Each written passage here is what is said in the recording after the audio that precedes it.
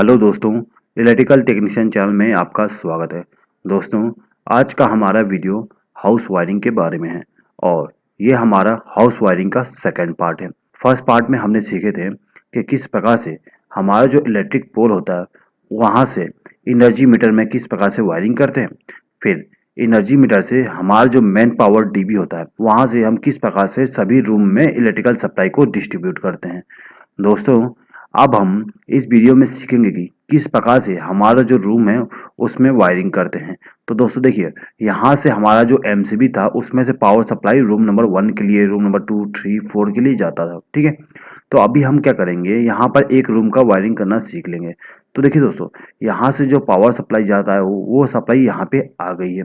ठीक है, ये हमारा अर्थ हो गया, ये हमारा फेस हो गई और ये हमारा न्यूट्रल सप्लाई हो गया। ठीक है दोस्तों, अभी देखिए हमारे रूम में तीन चीज कनेक्ट कर देते हैं।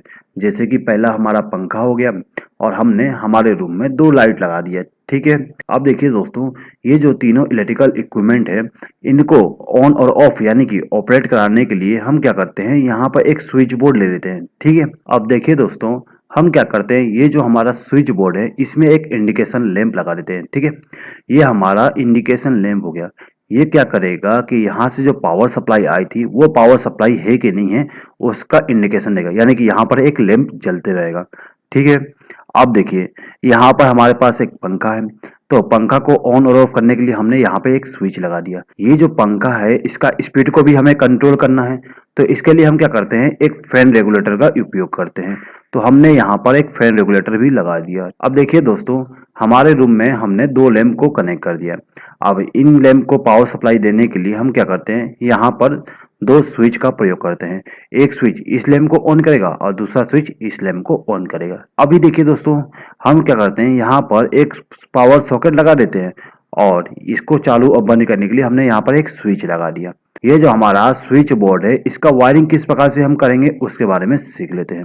अब देखिए दोस्तों, हम क्या करते हैं कि ये जो हमारा फेस सप्लाई था उसको ले जाके हम किसी भी स्विच के इनकमिंग टर्मिनल पे कनेक्ट कर देते हैं, यानी कि इनके नीचे वाले टर्मिनल पे हम इनको कनेक्ट कर देते हैं। ठीक है, हमने क्या किए, ये जो स्विच था इसके यहाँ पर कनेक्ट कर दिए। ये जो हमारे स्विच थे इनके द्वारा हमारे घर के इलेक्ट्रिकल इक्विपमेंट को हम ऑपरेट करा रहे हैं। तो हम क्या करते हैं, ये जो स्विच है इनको हम डायरेक्टली पावर सप्लाई दे देते हैं, यानी कि इनके इनकमिंग टर्मिनल पे हमने पावर सप्लाई कनेक्ट कर दिया। ठीक है दोस्तों, यहाँ पर हमारे पास इंडिकेशन लैंप है।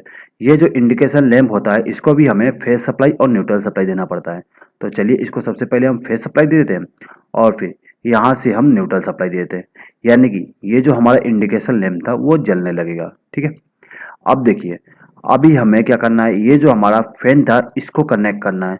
तो देखिए दोस्तों, इस फैन को कनेक्ट करने के लिए हम पावर सप्लाई कहाँ से ले आएंगे, इस रेगुलेटर से, क्योंकि हमारा जो फैन है उसका स्पीड को भी कंट्रोल करना है और ये जो रेगुलेटर है इसको पावर सप्लाई हमारे इस स्विच के द्वारा जाती है। ठीक है, तो हम क्या करते हैं, यहाँ से एक वायर को कनेक्ट करके इस रेगुलेटर के एक टर्मिनल पे कनेक्ट कर देते हैं। अब जो रेगुलेटर का दूसरा वायर होता है उसमें एक वायर को कनेक्ट करके हम क्या करते हैं, हमारा जो फैन है उसमें कनेक्ट कर देते हैं।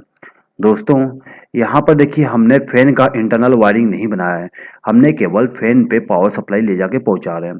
दोस्तों, यदि आपको फैन का वायरिंग करना नहीं आता है तो इसके लिए मैंने एक अलग से वीडियो बनाया हूँ, उस वीडियो का लिंक मैं डिस्क्रिप्शन में दे दूंगा, वहां पर आप क्लिक करके उसका वायरिंग का वीडियो देख सकते हैं। अब हम क्या करते हैं कि ये जो हमारा लैंप थे इनको भी पावर सप्लाई देते हैं। तो इस लैंप को ऑन करने के लिए हमने इस स्विच का जो दूसरा टर्मिनल था उससे कनेक्ट कर दिए और ये जो लैंप है इसको ऑन करने के लिए हम क्या करते हैं, ये जो हमारा स्विच था इसके दूसरे टर्मिनल से एक वायर को कनेक्ट करके इस लैंप के एक टर्मिनल पे कनेक्ट कर देते हैं। अब हम क्या करेंगे कि ये जो हमारा पावर सॉकेट है इसको भी फेस सप्लाई दे देते हैं। तो देखिए, हमारा जो पावर सॉकेट होता है उसमें हमेशा एक बात याद रखिएगा कि जो पावर सॉकेट होती है उसके राइट हैंड साइड में ये वाला टर्मिनल जो होती है उसमें ही हमें फेस सप्लाई कनेक्ट करना होता है। तो यहाँ से हमने एक वायर को कनेक्ट करके इस टर्मिनल के साथ कनेक्ट कर दिए। ठीक है दोस्तों, अब देखिए हमने सभी इलेक्ट्रिकल इक्विपमेंट को फेस सप्लाई दे दिए। अब हमें क्या करना है, न्यूट्रल सप्लाई देना है। अब देखिए दोस्तों, ये जो हमारा सॉकेट था इसको न्यूट्रल सप्लाई दे देते हैं।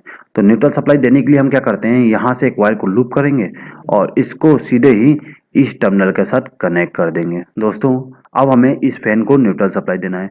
तो न्यूट्रल सप्लाई देने के लिए क्या करते हैं, ये जो हमारा न्यूट्रल वायर था इसमें से हम एक वायर को कनेक्ट करके इस फैन के न्यूट्रल टर्मिनल में कनेक्ट कर देते हैं। अब हमें ये जो दोनों लैंप थे इनको भी न्यूट्रल सप्लाई देना है।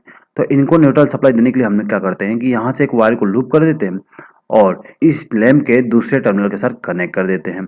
अभी देखिए दोस्तों, हमने इन दोनों लैंप को न्यूट्रल सप्लाई दे दी है।